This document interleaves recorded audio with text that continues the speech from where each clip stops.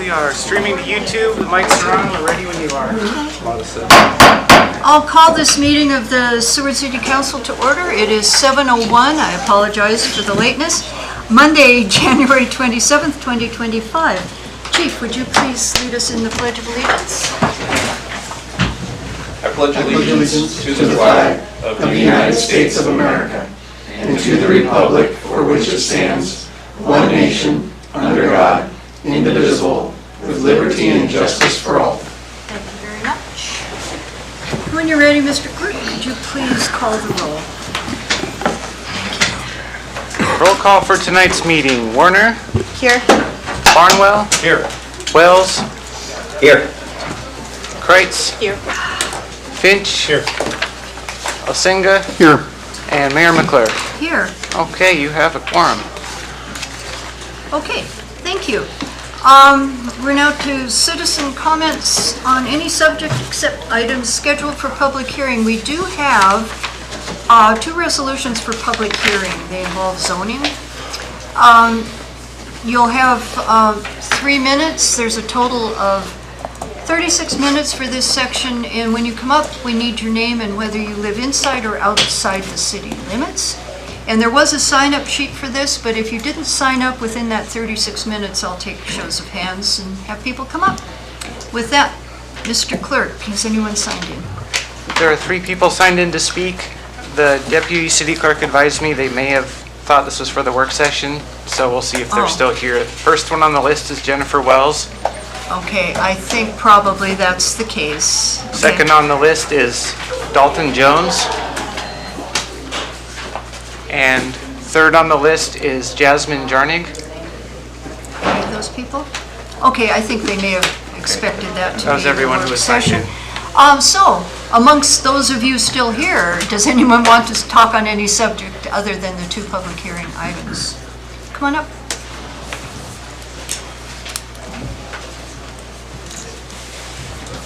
Now, this is fun. Christine Casagranda, Inside City Limits. I came late to the work session. I was watching it on YouTube while I could, and it didn't have enough time for me to speak. Seemed like of the 2 hour or hour and a half, it was mostly about marijuana. And I'm glad to hear that you guys are scheduling another joint work session, but I hope that council stays focused on other citizens' needs and our housing crisis that is also probably, in my opinion, and everybody has one, more extremely important than marijuana, because we are in a housing crisis still, and we just opened up a whole bunch of lots that I don't know if anyone has looked at Hilltop's website, but they're selling, and they're selling quickly, which is great. We still have the neighborhood over in Forest Acres, of all those individual property owners.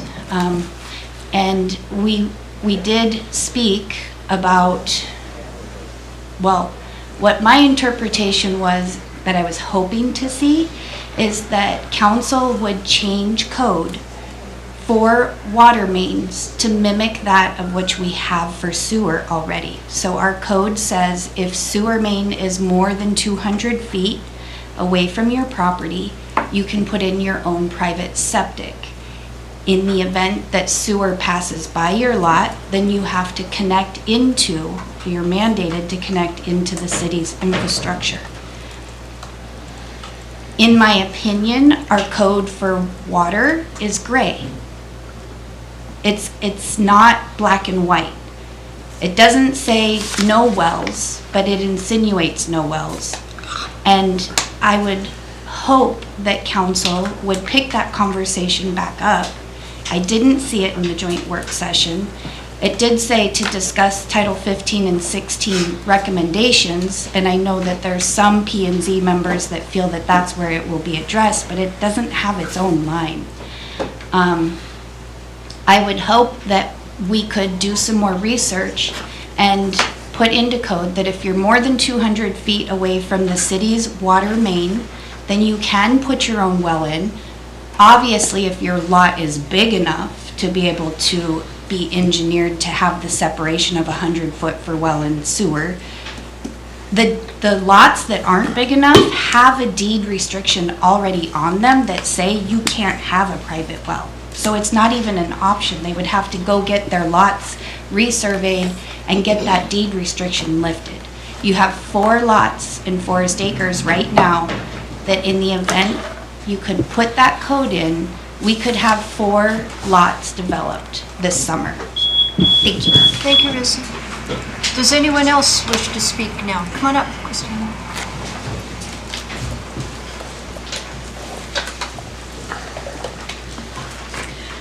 My name is Christiana Smith. I live outside of city limits, and I just wanted to give some comments on the discussion later about the possibility of entertaining the idea of having one planning and zoning seat open for someone who resides outside of Seward city limits, but in the greater Seward area, that owns property within Seward and operates a business. With some of the commissions and boards, the last several years, there's been empty seats from time to time, and my understanding has been difficult to fill. As someone who lives outside of city limits and works inside city limits and uses facilities within the city limits, I do like the opportunity to be able to come and use my voice, make comments, share ideas. I know it's always welcomed, but I think having somebody on a commission like that would be valuable because they can give input on maybe some things that are going on in the greater borough area, as well as maybe the needs of their business as well as employees. So I just wanted to give comments in support of that idea. Okay, thank you. Anyone else wishing to speak now? There is a time at the end also. Okay, I'll close this and move on to the approval of the agenda and the consent agenda. I'd ask for a motion to approve in a second, please. I'll move for the approval of tonight's agenda and consent agenda. I'll second. Okay, it's been moved and seconded. Are there any changes anyone would like to make? I have one. I'd like to pull Resolution 2025-016 off the consent agenda, just so the public can hear about it. And I'll be placing that in new business. It will be the number 4 resolution in new business.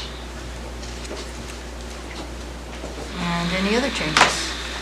Okay, I'm going to also then try to add Resolution 2025-009, the dump truck and accessories, to the consent agenda, if there's no objection. Okay. Anything else? Okay, are we ready to vote? Looks like we're ready to vote on the agenda and the consent agenda as modified. Okay, thank you. Just give me 1 second here to rearrange resolutions. We rushed through that, I'm sorry. Okay, voting on tonight's agenda and consent agenda. Osenga, Yes. Warner, Yes. Wells, Yes. Barnwell, Yes. Kreitz, Yes. Finch, Yes. and Mayor McClure. Yes. Okay, your agenda and consent agenda have been approved, and on the consent agenda for the approval of the January 13th, 2025 City Council meeting minutes, Resolution 2025-009, authorizing the city manager to purchase a 2026 International dump truck and accessories for the Public Works Department for an amount not to exceed $190,000. Resolution 2025-012, recommending Kenai Peninsula Borough approval of the preliminary plat of the property located at 237 and 235 4th Avenue, creating the Quabi Park replat. Resolution 2025-013, supporting full funding for the State of Alaska Municipal Harbor Facility Grant Program in the FY26 state capital budget. Resolution 2025-014 in support of raising the maximum available Alaska Department of Transportation Harbor Facility Grant to $7.5 million for eligible projects on an annual basis. Resolution 2025-015, adopting an alternative allocation method for the FY25 Shared Fisheries Business Tax Program and certifying this allocation method fairly represents the distribution of significant effects of fisheries business activity in the Cook Inlet Fisheries Management Area and authorizing the city manager to apply for funds from the Shared Fisheries Business Tax Program. And lastly, no grounds for protest to the renewal of the liquor license for Gateway Hotel and the Oak and Keg. And also Resolution 2025-009. Correct. I read that one first. I Oh, moved it you to the did it top. first. Okay, I wasn't paying attention, sorry. There's a lot of Okay. resolutions that just got passed. Okay, thank you.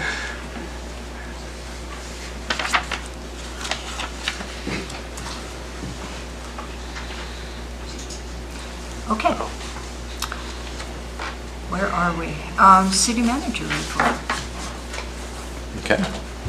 We have our assistant city manager, or deputy city manager here.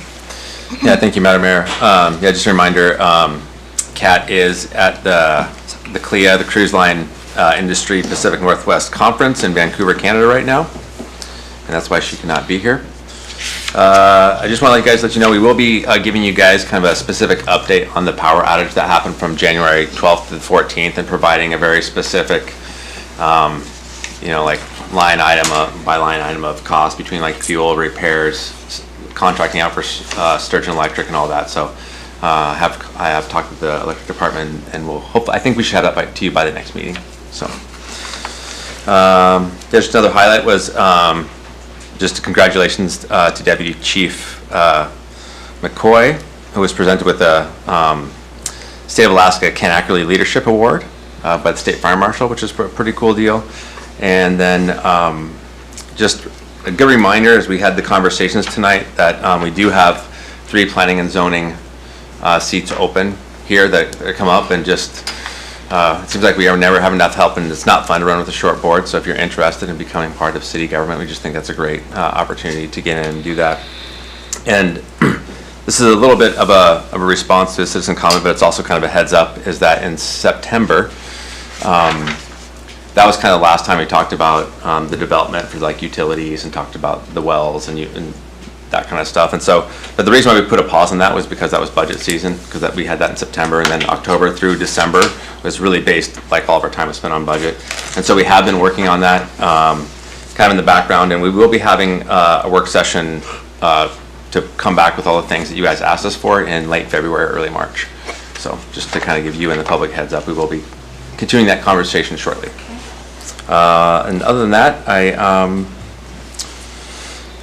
just also a reminder that for the comprehensive plan is that we'll be open until May, and make sure that people are getting out and they're taking the surveys and making their voices heard, because it is important that we develop that for how our community goes forward. So. Okay, Councilmember Barnwell. Yeah. Can you give us an update? I know that you guys talked about running the generators, possibly coming up with this cold snap.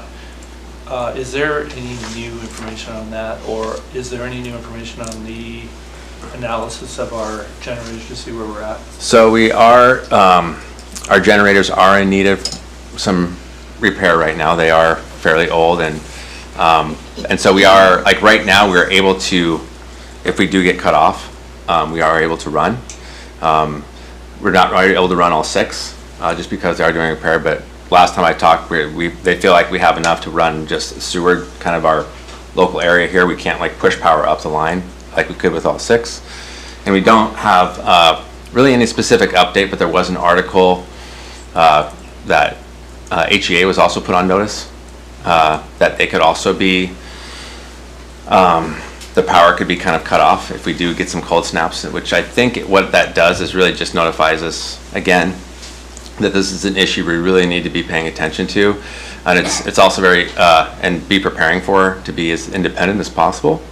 And it's really interesting that our 1940s technology over there is actually what's gonna could keep the lights on and keep us going to have power if they, as this gas shortage, that those generators are actually becoming more and more important all the time. And so, and then also just the need for us to continue to explore other energy options for Seward, so. Go ahead. Yeah, I just tag into that. One, I think on those generators, just to clarify, I think there are a couple of newer ones that we bought in 2008, was it, I think? So a couple of them are pretty nice shape, I would imagine. So there's some really old ones that I can't remember how old, but very old. Yeah, there's some of that old. Yeah, some are in great shape, but we right. Like I think 3 of them are in need of some repair, and I know that they've been working on it right now and getting repairs up just to kind of. We saw this cold snap coming, and we really that last outage, and they had the professional. I can't remember the company that he was from, but to come and give us a really deep dive analysis on what we need to do with all those generators to kind of get them all kind of at a higher, like A grade type of thing. So. And the other thing I just want to point out is like HEA, they don't have, they're going to have roving blackouts because they have no generators capable of running diesel. Correct. So it turns out these generators are going to save our tail. So it's just ironic that there's a lot of fluidity and change in the electric world these days. So thanks. Yeah. Anything else? And not unless you guys have any other questions. Okay. I do have a question, but you don't have an answer yet, but just to bring it up. Today at this education meeting, the Councilmember Barnwell was there and I was there. It was brought up about the comprehensive plan and public meetings, and you mentioned the comprehensive plan. So do we have any idea when we might begin public meetings on comprehensive plan? Would it be after the whole, after the deadline for the poll or before? There you go. I'll have Danny come up and speak to that since they're the ones that are People kind of have doing been asking that. me, They're running the so- logistics behind there, so. Yeah, so this winter, we've kind of really focused on our just initial public engagement piece. We don't want people to come back after the process and be like, I didn't hear about that. Right. And so we've met with right now 20 probably different community organizations to plug the surveys and encourage people to fill them out. The surveys, again, will be open to the end of May because we do want to hit some of that seasonal crew that calls Seward home, but might be gone for a good chunk of the winter. But right now we're talking, we're doing a lot of this in-house, but it has been told that it'd probably be good to have like a third-party facilitator for some of these town hall meetings. And so we're kind of right now in talks with a few different organizations that might help run those. And we are thinking of doing a series before it gets busy with the summer, so maybe April timeline. And that would be before the survey results are fully complete, but we're able to start to analyze the data now as they're coming in. And so we're basically, because the surveys kind of get more general information, we follow up with some town halls before it gets busy with the summer, get more specific information, and then over the summer, once the surveys are complete, we can kind of compile the actual finalized survey data along with the initial town halls, and then maybe do another round of town halls in the fall once things kind of calm down, and then really start to use those town halls to get towards the drafting components of like our goals. Because we're doing this in-house, like we kind of have to, we don't have a lot of bandwidth to kind of focus too intensely, so it's going to be kind of a long process, but yeah, I feel pretty good about where we're at right now. Okay, thank you. Yep. Any questions for administration? Okay, I see none. Mr. City Clerk, you have something on page 13 that you want to tell us about. Yes, thank you. On page 13 of the council packet is a report compiled from our Deputy City Clerk, Jody. It's a graph and statistics of all the public records requests that we handled in the full year of 2024. So it's something to be kind of read, but not really explained out loud. But if you have any questions for us, we're here to answer. Okay. And you'll be hearing more from me later regarding a discussion item down in new business. Okay. Any questions? Yes, Madam Councilmember Mayor, Wells. thank you. Would it be appropriate to ask the city clerk to explain for the folks at home how the public records request works real quick? Sure, that's a great question. It gives him a chance to show he knows this stuff. Yeah, we do have a fillable PDF form on the city website, or if you email us at clerk@cityofseward.net, we can just send you the blank form and you fill it out and send it back to us, or fill out a paper copy like at our office upstairs. And we'll process the request, and we send it to the appropriate city department, get the records back and send them back to the requester. So we're kind of like the middleman between the public and the city departments to get the public records. Thank you, Mr. Clerk. Oh, Councilmember Garland. Can I ask Chief Nichols, why do police have 62% of the vote? Is that? Yeah, what do you do? Copy of police reports. Good question. Sure, so primarily that comes in from motor vehicle accidents. So you have insurance companies that are trying to get a hold of that information.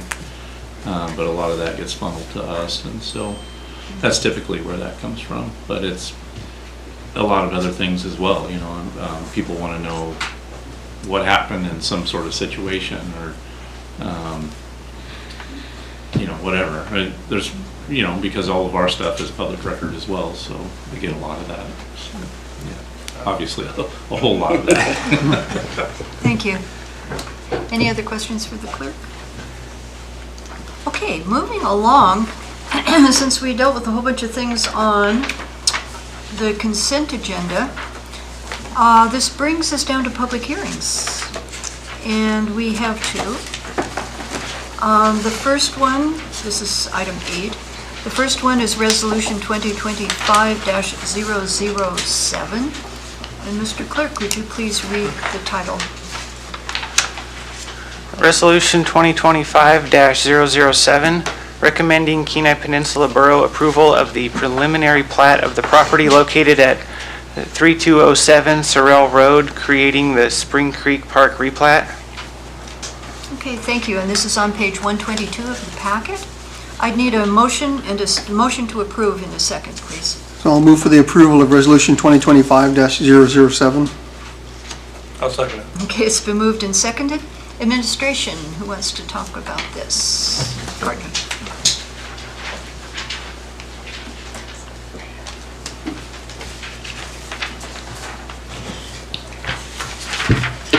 Thank you, Council. I'm passing out a laydown that will come later in my explanation.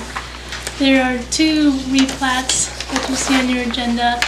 Both of them relate and could have been done in one replat, but we separated them out just because they are two very large plats, and we wanted to allow the Commission and the Council to review each one separately. But these replats came as a recommendation from the 2023 Municipal Land Inventory and Management Plan update, and many of you may even remember the specific recommendation that the Commission made to you. It was added after the initial approval of the 2023 update, but the Commission recommended in the Municipal Land Inventory Plan that the Spring Creek Campground be separated out from the larger parcel of which it is a part, as well as the 4th of July Beach area be separated out. But in this particular one, we're looking at the Spring Creek Campground.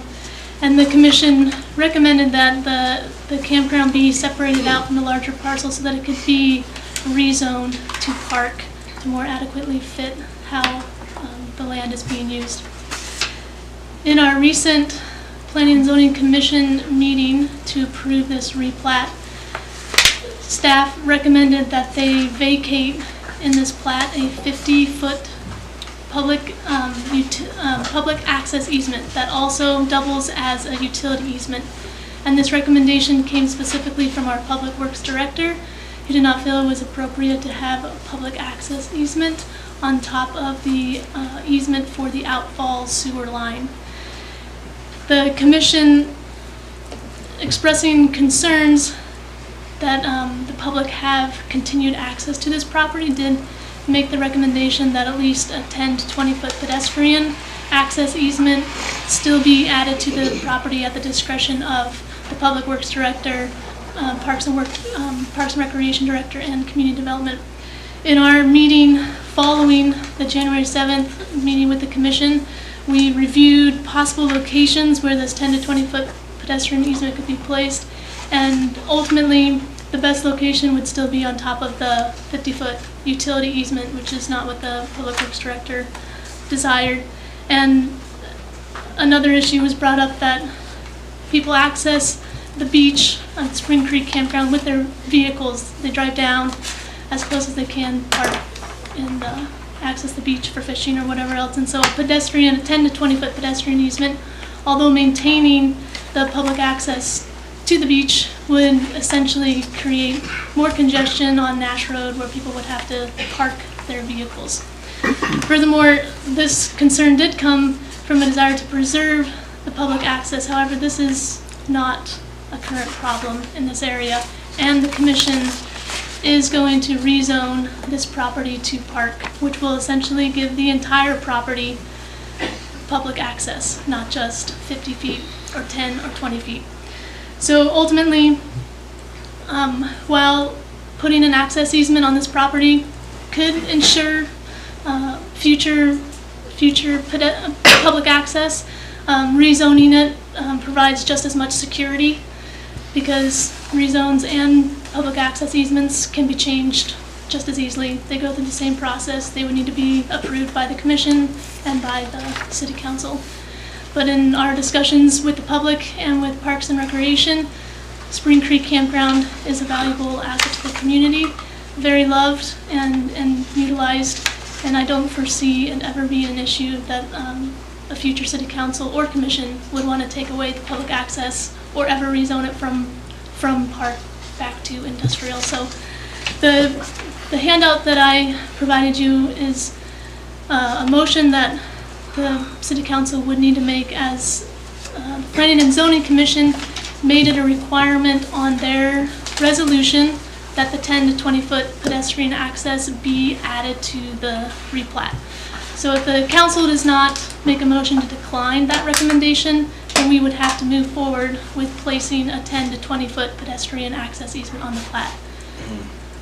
And we did speak to the commission prior to this to inform them that we would be making this recommendation, and they were in support. Okay, normally we don't ask questions at this point, but I have a huge one. There seems to be on the resolution 1, 2, 3, 4, 5, 6, 7 whereases relative to this access easement. And I'm not sure how we can, with one motion, which would have to be in the positive anyway, decline this. I think maybe this should be rewritten. But the thing is, then, we would be declining something that Planning and Zoning had already approved. So I didn't have this in front of me when we had our meeting about this. I want clarity on how to go about this before we continue with the public hearing. Yes? Mr. Clerk, the whereases in a resolution are not binding, correct? So, just give me a minute here, acting I city know, I manager. really put you on the So spot, are we but I looking know. at the whereas administration recommends that council move to strike the recommendation, No, that particular line? no, I think that if you look at the resolution has a lot of whereases that reference the pedestrian easement, but they've since kind of changed what they would like to do with that, and so the whereases in the resolution, if they choose to, would it be rescind? It wouldn't be rescind, it would be Decline the recommendation. decline that certain recommendation. Then that They can do that in the resolution, they can do that, but the whereases are not binding in the resolution, correct? Just on the, like, I think there's 1, 2, 3, 4. It starts with the 12th one and it goes on, Right. yeah. I mean, on page 128, if you wonder where we're at. Or can council strike whereases from, so you could basically strike all the I think whereases? that would be the Yeah, motion. strike, I would say you could make a motion to strike the whereases that refer to that easement along with whatever you're doing there then. Yeah. Okay, okay. If that's legal, then we can continue on. So the question is now, should we do the amendment or have the public hearing first and then do the amendment? Say, have the public hearing first, and then when it comes back to council Okay. for discussion, then. Perfect. Okay, amendments then. okay, thank you. And I know the city clerk could provide more explanation, but it's my understanding too that your recommendation to decline, or your motion to decline the planning and zoning's recommendation could go under the whereas, go under the section in the resolution where it says that the city council now affirms, and I can't think of the exact wording, but at the very end, there could be a section where it says that you officially declined the recommendation from the Planning and Zoning Commission. Okay, we'll figure that out. It might be, okay. Okay. I'll open the public hearing on Resolution 2025-007. Is anyone signed in for this, Mr. Clerk? Nobody is signed in for this public hearing. Okay. Does anyone want to, now that we've confused you completely, does anyone want to comment on this? Okay. I'll close the public hearing, and that'll allow us to bring it back. How does council feel? I'd almost rather just have something clean brought back, but I guess we can't without voting on it. So I'll try to make the motion. But I have a question for the clerk before I make that motion. Can I make a motion in the negative? To decline something? Don't we normally make? Well, we would vote to approve it, and then everyone would vote no. I mean, to fail it. You could make a motion to postpone, or fail it and give direction to bring back a different version. Postpone it. That way it's still alive and they can adjust it. Courtney? Yeah, but I would not recommend failing this because the resolution is to approve the plat.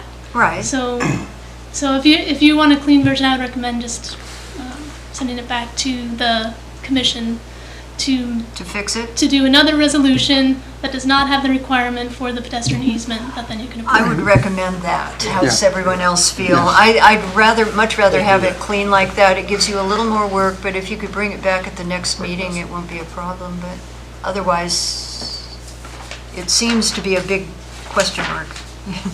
Okay. I would move then that we postpone to the following meeting, whenever that is, February, whatever that date is. Postpone resolution 2025-007. Can I have a second? A second. Okay, it's been moved and seconded to postpone this. And my reasoning is, as you've just heard, which if I had seen this on Wednesday or Thursday when I would have seen this, but there's just a lot of stuff that needs to be fixed. Getting rid of those words, and then it'll be a nice, clean thing. Any comments? Okay, we're ready to vote on the postponement? Okay. Voting to postpone Resolution 2025-007 until the first council meeting in February. Thank you. Wells? Yes. Kreitz? Yes. Barnwell? Yes. Warner? Yes. Finch? Yes. Osenga? Yes. And Mayor McClure. Yes. Okay, that resolution has been postponed. Sorry about that. Next, we have a public hearing on Resolution 2025-008. When you're ready, Mr. Clerk, could you read that? Resolution 2025-008, recommending Kenai Peninsula Borough approval of the preliminary plat of the properties located at 3207, 3311, and 3314 Sorrel Road, creating the 4th of July Beach Park replat. Okay, I'd need a motion to approve in a second, please. I'll move for the approval of Resolution 2025-008. I'll second it. It's been moved and seconded. Administration, come on back. So this replat encompasses two parcels you'll see on the property map diagram.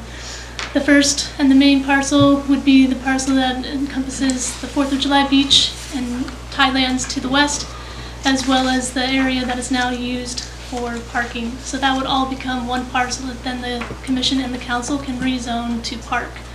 On the east side of Sorrel Road, There is another parcel that is included in this replat that the commission recommended in the 2023 municipal land inventory update, that they wanted to have a parcel available adjacent to the beach that could be designated in the municipal land inventory and management plan for future parking if that it was ever needed for the 4th of July beach. So this parcel will not be rezoned to park, it will stay industrial, but designated in the muni land plan as future parking. Okay, thank you. I'll open the public hearing on Resolution 2025-008. Mr. Clerk, has anyone signed in? Nobody is signed in for this public hearing. Okay, does anyone wish to speak to this? Okay, seeing none.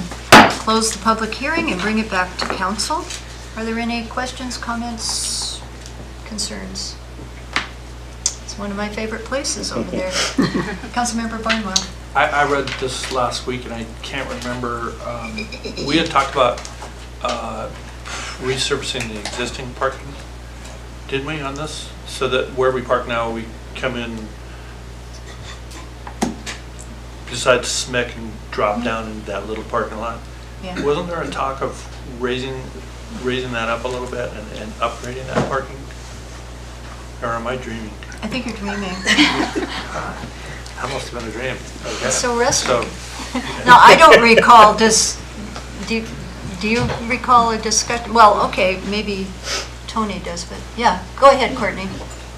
We added some additional parking on the top of that. Right. Oh, okay. Took some trees out, It hasn't been like resurfaced. and added a little bit of fill to address that water problem. Okay, That's what you might thanks, be. Tony. I'm not going crazy. That was it. Not yet. Okay, any other questions about this? All right, I think, are we ready to vote then? Looks like we are, Mr. Clerk. Voting on the approval of Resolution 2025-008. Wells? Yes. Osenga? Yes. Kreitz? Yes. Finch? Yes. Barnwell? Yes. Warner? Yes. And Mayor McClure. Yes. Okay, that resolution has been approved. Okay, that was the last public hearing. And now we're down to new business resolutions. We have Resolution 2025-010. And when you're ready, Mr. Clerk, could you read that? Resolution 2025-010, rejecting all proposals for the Northeast Harbor Upgrades Project. Okay, and that is on page 171 of the packet. I need a motion to approve and a second, please. I'll move for the approval of Resolution 2025-010. I'll second. Okay, it's been moved and seconded. I see a member of the administration coming up right now, Mr. Harbor Master.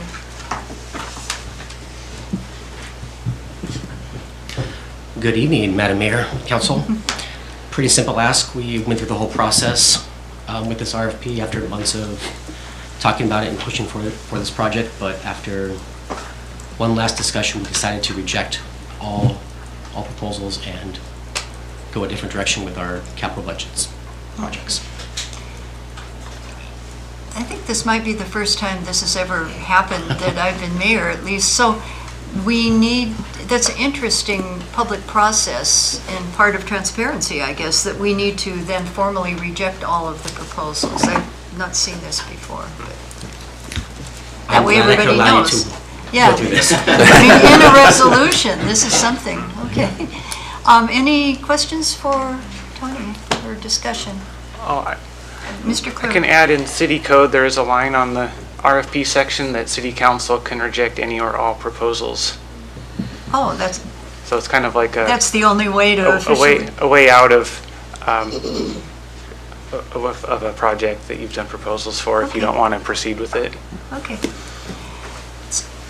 So And if I may add, Yeah. also, the project came in way over budget, and we scaled it down and just decided just to pull the plug until a later date Okay, and shift priorities.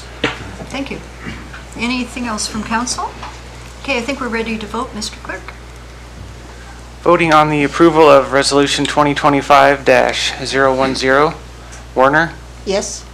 Barnwell? Yes. Kreitz? Yes. Osenga? Yes. Wells? Yes. Finch, Yes. and Mayor McClure. Yes.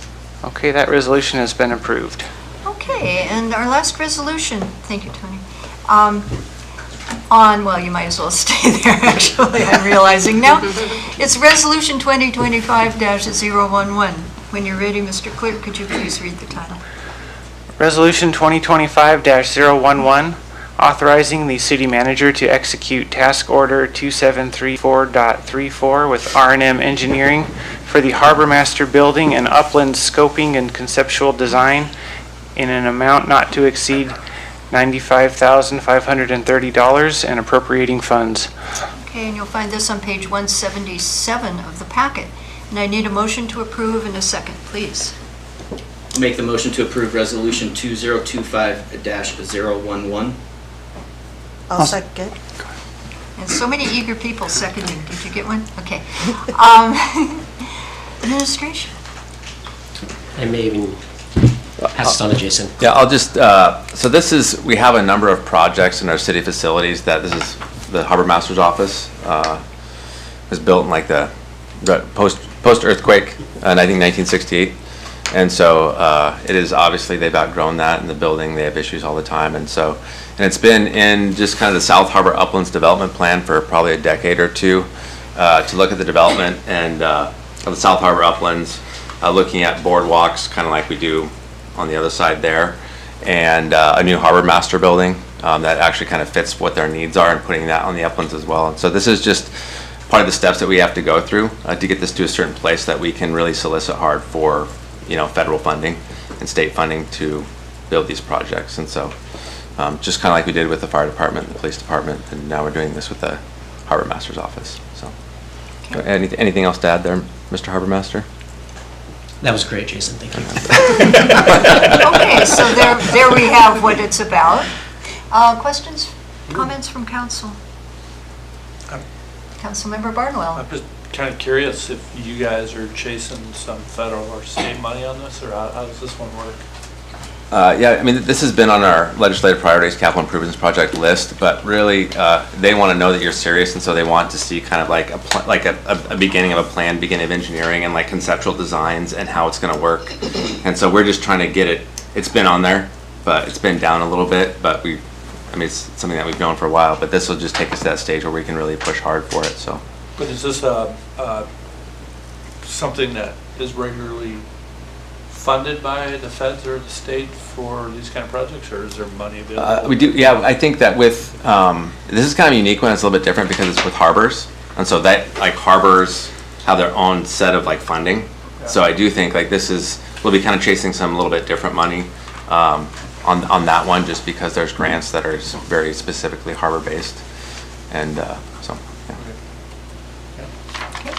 Other questions? I think we're ready to vote, Mr. Clerk. Voting on the approval of Resolution 2025-011. Warner? Yes. Wells? Yes. Barnwell? Yes. Finch? Yes. Kreitz? Yes. Osenga? Yes. And Mayor McClure. Yes. That resolution has been approved. Okay. And our last item of official resolution business is Resolution 2025-016, which I moved off the consent agenda. Mr. Clerk, could you please read that into the record? Resolution 2025-016, accepting $45,732,040 in grant funds from the U.S. Environmental Protection Agency Clean Ports Grant Program for the implementation of shore power at the Seward Cruise Ship Terminal and appropriating the funds according to the budget laid out in the grant narrative. Okay, and you'll find this on page 60, and I need a motion to approve in a second, please. I'll move for the approval of Resolution 2025-016. I'll second it. Okay, moved and seconded. Now, before administration speaks, the reason I pulled this off is just so the administration could speak on this and let everyone know what this is about. Go ahead. Yeah, this is a very exciting development for the city, I think, on multiple fronts. It's very large, $45 million, and we are really grateful to the Seward Company for taking that. These federal grants require 10%, and they're doing the match for us. The Seward Company is the development entity that's developing the harbor and the buildings and the new floating dock down there. So, but this is a big deal for Seward. We get a very large electric customer, which will, I mean, that helps out the rates when you have more customers or very large customers. That kind of helps spread things out. So that's a good thing when you have more customers on your system. In the long term, it just makes it more sustainable. And a really helpful thing is that this, when a cruise ship plugs in, they have a very heavy power draw, and so what they do is they build something called the BESS. It's a battery energy storage system, and what it does is when they plug in, it actually draws off the battery, so you don't have this really massive demand spike. But the really cool thing about that BESS that's on our system is it helps balance our own system. And so if we have like outages and certain things that either draw or push on the system, this is kind of like a sponge that can absorb or give out energy, and so it actually makes our energy a lot cleaner. Then the other thing is that on short power outages, we won't have to start with generators, because this will have enough like power within it that we can run the entire city for like, I don't know how many hours it is, but it is like a few hours, I believe. So we won't have to kick on the generators necessarily, unless we know there's going to be on long sometimes. So it's just, I think this is really going to help us out on multiple fronts. And obviously, when cruise ships are plugged in, they're not burning diesel when they're sitting here in port. So yeah, it's a pretty exciting thing. Councilmember I just Dunn. want to point out, HEA bought theirs, I don't know, 4 or 5 years ago, and I think they spent somewhere in the $100 million range. About their They batteries. paid for it. Yeah, they have Tesla Yeah. batteries. So Oh, yeah, ours is 12 megawatts. Theirs is much bigger. Yeah, there's much bigger. I think I was with, did we visit that together? So yeah, but yeah, they do have an energy storage system there. So, but it's a huge piece of infrastructure that will help us out just as a community on our electrical system. And I just couldn't leave a $45+ million resolution to the consent agenda, because that's like huge. Any other questions? Ready to vote? Okay, Mr. Clerk? Voting on the approval of Resolution 2025-016. Barnwell, Yes. Finch, Yes. Kreitz, Yes. Osenga, Yes. Wells, Yes. Warner, Yes. and Mayor McClure. Yes. That resolution has been approved. Okay. This brings us to other new business. We have a discussion item to discuss updates to the council agenda format as it appears in City Code.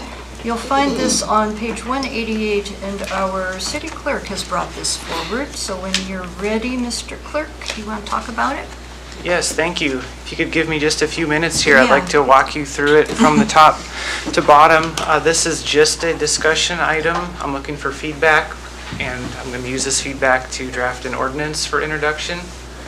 I just want to say I really like our current agenda, and I'm looking for a few ways to just tighten it up a little bit. So the first change would be to move proclamations and awards up to item 4 right after the roll call, just because that's what we've been doing lately and it seems to work well, especially for the sports teams that often are in here. And the point of this is to get the proclamation, people have the proclamation, so they don't have to sit through a whole bunch of stuff before they get that. Just saying. The next change would be to consolidate items 5 and 7, the approval of the agenda and consent agenda, and then a little lower down is 7, consent agenda. I'd like to see those just combined into one item. That wouldn't affect the flow of the meeting. It would just kind of clean things up on paper.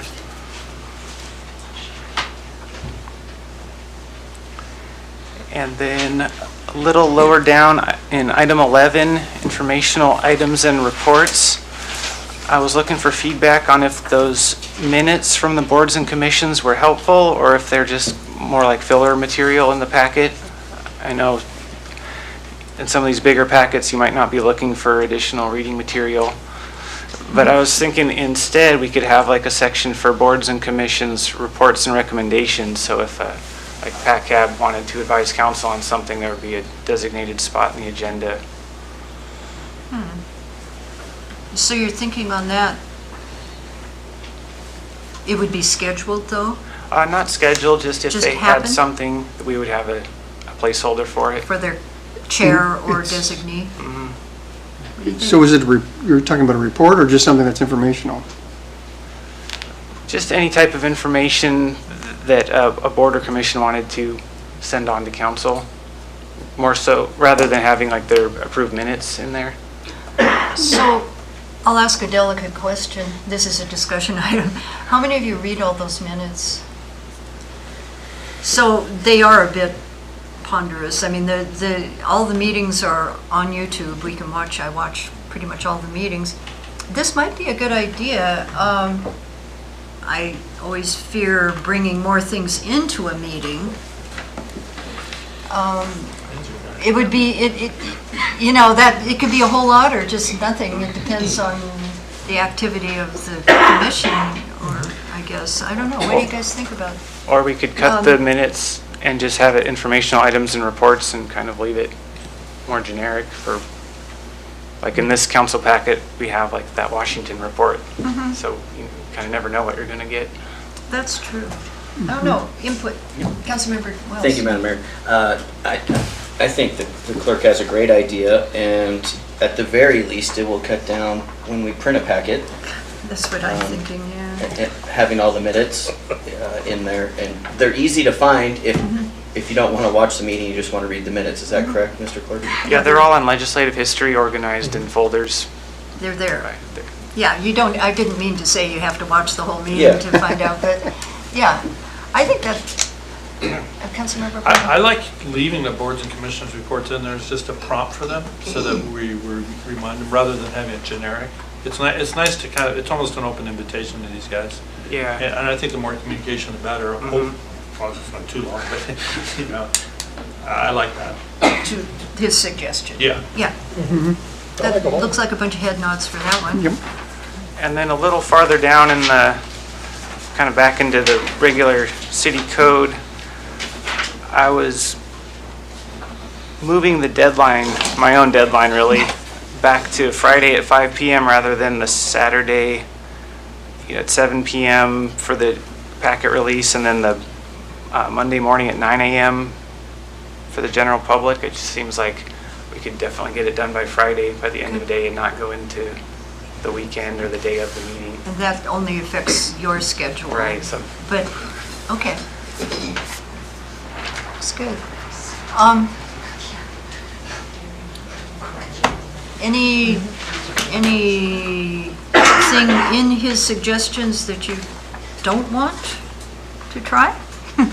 If it doesn't work, we can always, what do we have to do this? When do you come back?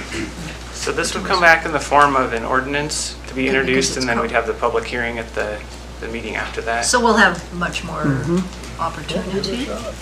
So dwell on this. All right, thank you. Thanks for your discussion. He's always trying to streamline things. I mean, we have had discussions. Okay.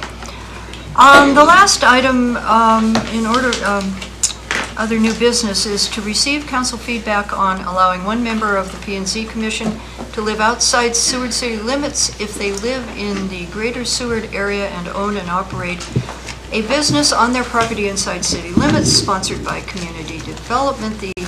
The description of this is on page 191. There he is. I was going to ask if Danny would come up and tell us what this is about. Thank you, Madam Mayor, Council. So for context, so I started my job last February. I went to one planning and zoning work session, and then we didn't meet for almost 2 months.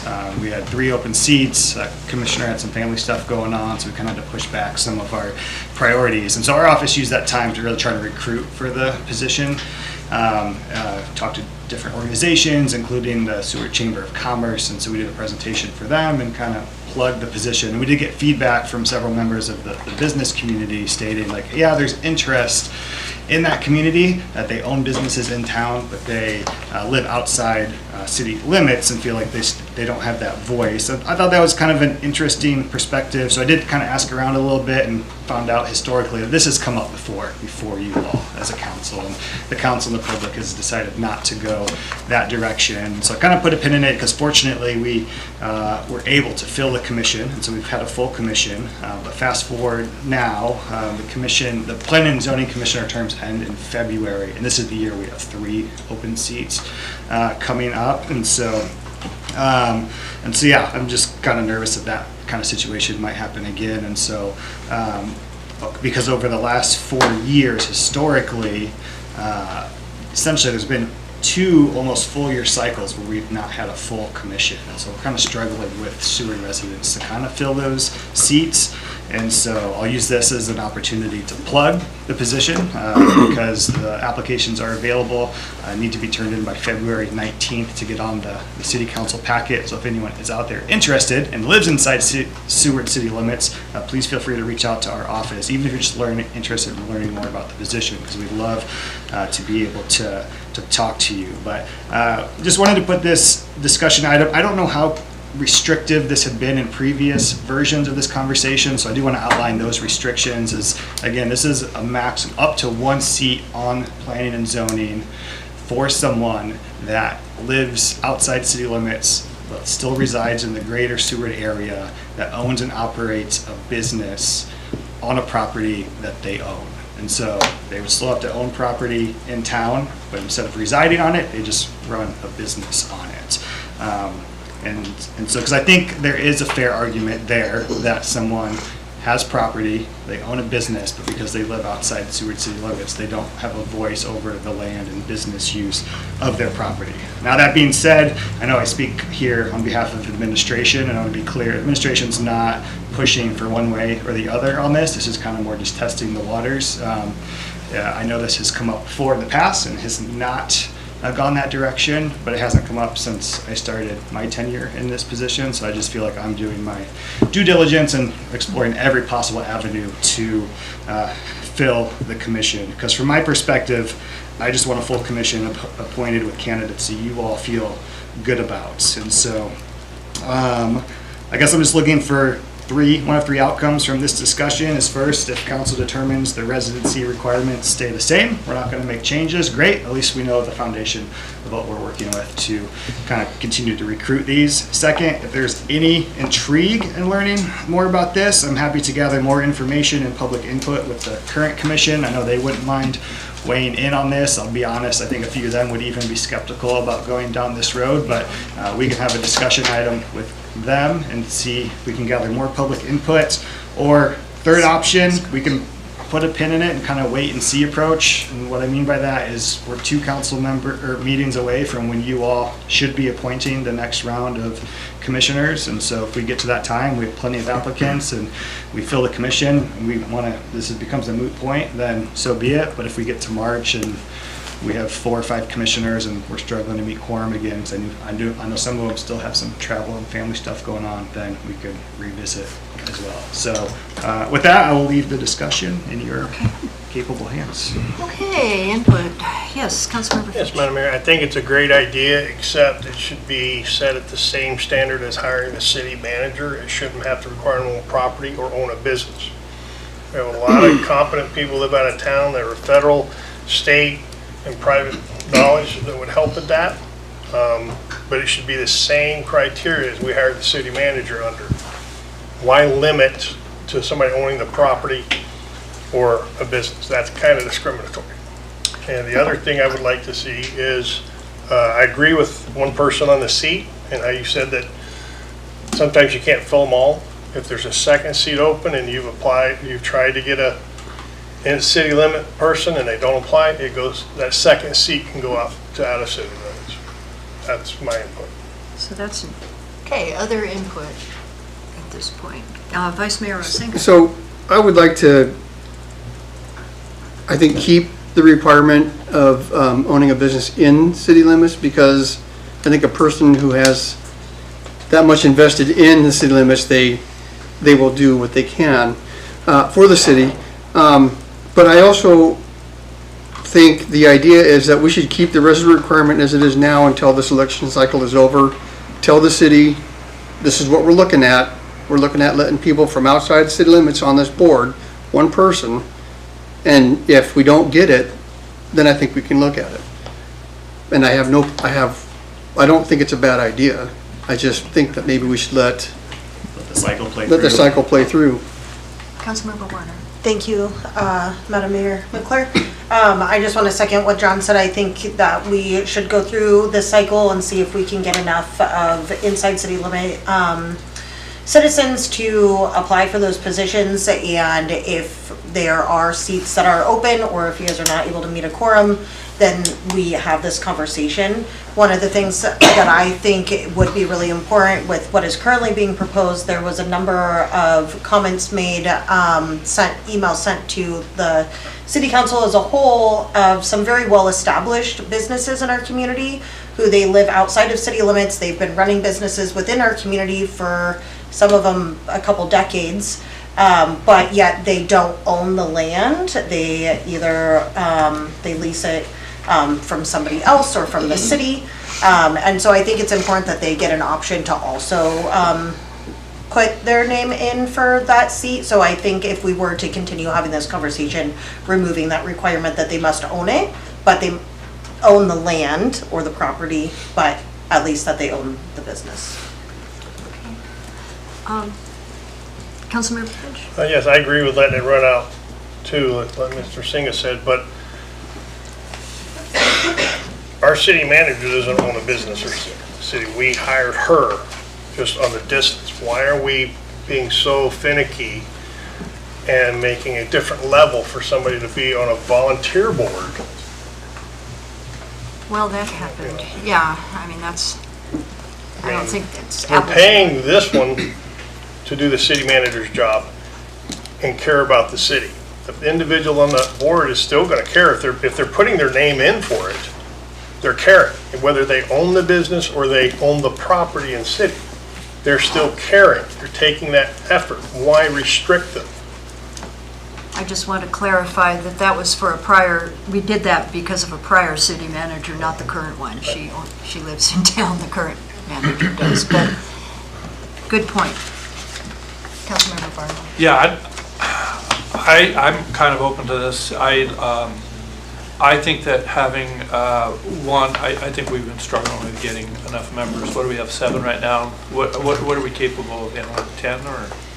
No, 7 is the Sorry. max number. Okay, so we have 7 now, but you're losing But over the possibly last- 3. Yeah, so 3 of their seats are up. I do not know yet how many of them plan to reapply. I know one of them at least is not planning to reapply. And so, and then just again, historically over the last 4 years, has been about a 2-year period where we have not had all 7 filled. And I think what's interesting too that you pointed out, Soldotna, I think, has at least, is it 2 seats available for? They have 2 seats available for residents who live outside city limits. One of them has no restrictions. The other has a restriction of having to own property inside city. And I guess from my perspective, I just like the idea of, we're talking 1 out of 7. Adds perspective, whether we like it or not. I think we do like the fact that people live in Low Point and across the ridge. And their input is critical. I think it's really important to add to the mix. It's certainly not going to affect the majority. It's going to give some ideas, and these are people that have a vested interest. I think some vested interest. I think either owning land or a business. One of those to me makes sense if we were going to do that. But I'm actually pretty open to the idea. Would you be willing to wait until the Oh yeah. deadline? Yeah. I think Sorry, I'd go ahead, Dan. Make 2 points on that is one, again, it could be up to 1 seat. So again, if we have more than enough applicants and council wants to choose to appoint just people that live inside city limits, and so you'd still have that opportunity. And then on the restriction side, just because I know this has come up before and that city council hasn't gone that way, I think that's why this discussion item was worded as restrictive as it is. But I think we, as an office, would, again, I just want a full commission with qualified candidates that you feel are qualified. So that the restrictions could even be lessened, and our office would be fine with that. Councilmember Think Finch. about it. And like I say, if you look at some of these policies like that, they're back in the 70s and 80s when sewer was a lot smaller and not growing as big as it has, people living out of town. So we have to evolve as a city and open it up saying, you know, it's a good idea to let people out to mile 7 be on planning and zoning. I mean, we let them on PACAP. Okay, could we, what do you think? wait until the next cycle and then bring it back to us Yep, as a great. discussion at that time, and that'll give us a chance to hear from more public too, because this is new to a lot of people. And does that sound okay? Yep. It's kind of like kicking the Options are can, great, but yeah. I wouldn't want to do this if we don't have to personally, so. Would council like us to bring this up with the commission at all so that we can get input for that means, or would you prefer me just to come directly back to you all after we find out if we have? Would that be a discussion item with the planning and zoning and see how they feel about it? Yeah, Is because that it's what a you're Title II requirement, so they have no authority to make recommendations Right. in that realm, but it would be more But just just to hear- Yeah, hear their Yeah, thoughts. please. Okay, saying? Does that sound all right? Yeah. Okay. okay, thank you. Thank you. Okay, so I just want to remind you that our next meeting, we're not done yet, but next meeting will be on February 10th. There's a work session at 6 to discuss the design and engineering of the fire station, proposed fire station, and then a regular meeting at 7 on the 10th of February, which brings us to citizen comments. And this is the time when you can have up to 5 minutes to speak on any subject, and there's no sign in for this. So, does anyone want to say anything?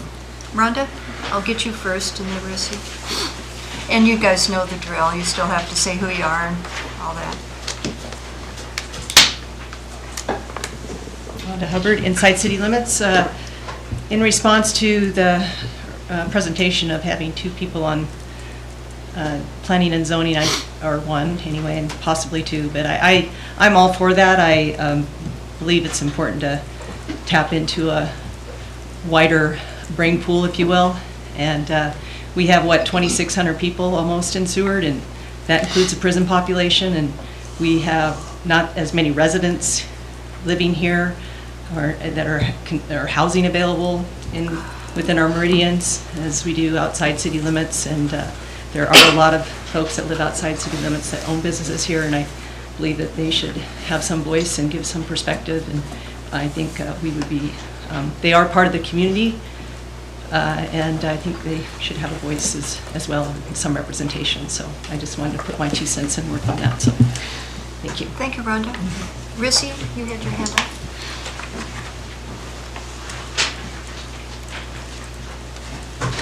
Risty Casagrande, Inside City Limits. I appreciate the discussion on allowing one P and Z commissioner to sit on, or one out-of-town business owner to sit on P and Z, and I feel that Councilmember Barnwell brought up some really good points that I never thought of. I just encourage you guys to make this choice with caution, because things in city government oftentimes can happen as a domino effect, where one thing is changed and then 10 years later you don't really know why it was changed, but let's just do more.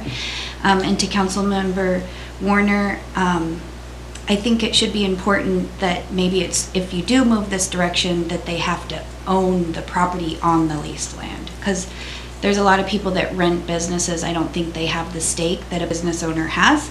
And finally, most business owners are on commercial business district zoning, which is the highest and best use. And it makes me a little skeptical in R1 for somebody from outside of city limits to be having a voice on what I have to do with my already super restricted lot, while they have the highest and best use. So those were just some of my input that I wanted to share, just to kind of think about those things. For Resolution 2025-016, the Seward Company is often, we're hearing more and more about the Seward Company. This is neither here nor there, but I looked them up on the state website. They're a Delaware corporation, and in Delaware, it's a full disclosure state, so we don't know who the Seward Company is. And that makes me just kind of like wonder, I don't know, I'd like to know who they are. And then I'd like to give big kudos to our planning and zoning department, or the community development department. They're an amazing department right now, and I tell them that all the time, but they've just, the last comprehensive plan that I was a part of, it happened in I think 2.5 months. Mayor McClure might remember, it was a complete disaster. And the fact that they are doing this all in-house. We paid so much money for that 2.5 railroad comprehensive plan. And those two are, it's just such a joyful office to walk into. They work so hard, and this is a really beautiful process. So I wanted to mention that. Sorry for taking so much time. I haven't been here in a while. The other last thing that I wanted to just look for, I'm just putting it out there. I live on 2nd Avenue in front of Bear Mountain Apartments, and about 5 years ago, they put in literal prison lights. There's about 6 of them in the alley behind my house. My kids can't sleep. I put tinfoil up in my windows. I've called them every single year and asked them, could you guys please, there's these blinders that they can put on them so they shine down. I walk around in my house in the middle of the night with all my curtains shut, and I don't need a flat, I can see clear as day in my house all night long. I've asked police department, there's really no code. I think I've asked the city manager, I don't know, maybe I asked community development. There's just no code to prevent that type of light pollution. So I'm in R1, I'm a single family residence, kind of goes back to the planning and zoning stuff. And I'm on the border of, and granted, right, like I bought that house knowing there was apartment buildings there. I just never imagined that there would be that type of lighting installed there. It goes well beyond any street lighting, anything. So if there's anybody on council or in the public or that can help me encourage Bear Mountain Apartments, Councilmember Osenga worked for them, and he did put one on, and it was so helpful at the time. It was shining like so bright. I think I sent him a picture or something like, this is me in my bedroom at night. I have curtains on. But we have 2 more bedrooms. I was just so relieved to get that one visor on. There's 3 more lights to the north, and I have 2 bedrooms on the north side of my house, and I'm like praying, crossing my fingers that they're gonna come build a big, huge house to the north and block that light. They just dropped a Connex in that lot. It's blocking kind of one of my bedrooms, but if anybody has any advice or direction they can give me, my number is 907-362-2299, and I would love the help. Thank you, Rissy. Anyone else in the audience? Come on up.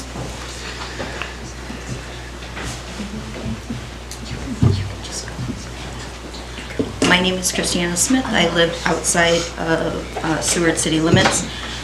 Today, the State Senate Education Committee met this afternoon to discuss education funding. Our Kenai Peninsula Borough School District Superintendent Clayton Holland presented on some of the budget concerns going into next year. Some of the things which we've heard prior that could be cut: pools, theaters, sports, extracurriculars, transportation, etc. One point he did make during his presentation is that over the last several years, there's talking points that these are just kind of like empty threats. But he said that this year there was a number of transportation that busing that got decreased, whether the routes were removed or the buses picked up at the highway rather than going down some of the loop roads.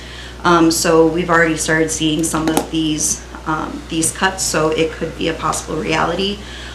One of the members of that committee talked about the schools in his district, and that there were no pools, and that it was kind of a bonus that the Kenai Peninsula Borough did have pools. That brought to my mind that I visited Valdez in the summer of 2022, and their Parks and Rec had kind of like a summer guide, recreation guide, and it was interesting that their Parks and Rec operates things within the school. So the rock wall was operated by Parks and Rec in the middle school. The high school had the swimming pool, which was almost on par with the Nikiski Rec Center pool. They had the lap, and then they had like a little kiddie pool with a slide that was operated by their Parks and Rec department. And it's kind of a little bit frustrating now that the budget's kind of already been set, and now the school district, everybody's kind of on different budget calendars. But I just wonder, because the pool is essential for safety, really, the students of our local schools use the pools to literally learn how to swim. We reside by a very large body of water, and so I just wonder if it's something that can be looked at with Parks and Rec operating the pool facility within our high school to make sure that it stays operating, at least in some capacity. And then I'm not sure what can be done for, the Parks and Rec department does a really great job of extracurriculars, and I don't know if there's anything that can be supported for sports, but I know sports, there's been a number of teams that have come and gotten proclamations and awards from City Council for being state champs. So that's exciting. So just to bring to light that on Thursday, February 20th at 6 p.m. at our Seward High School Library, the school district will be doing a budget development meeting and discussing what some of those shortfalls can look like this next coming school year. Thank you. Anyone else wishing to speak? Okay. Sorry, one more. I am Stephanie Mullane. I'm outside city limits. I would like to respectfully disagree with the opinion that a business owner operating within the city limits cannot be impartial to judgment calls when they don't own property in Seward. I own Sunny Cove Kayaking, which has been in existence for nearly 30 years, not completely under my ownership, but I've owned it for the last 5 years. I am a contributor to the tax base. I hire and recruit people who have become citizens of this community, including your community development director, Danny. I know Danny. I'll share the story some other time. Anyway, he's gone, so. But anyway, I just would like to disagree with that opinion. I'm a person who can be impartial, and I know a lot of business owners in this community that have a very strong desire to be a part of the community, but live outside of city limits. On a completely unrelated note, I am the new president of the Chamber of Commerce. I'd like to introduce myself as that, and I am not as brave as Rissy and will not share my phone number on public record, but I'd be happy to share it with all of you. So, thank you. Thank you.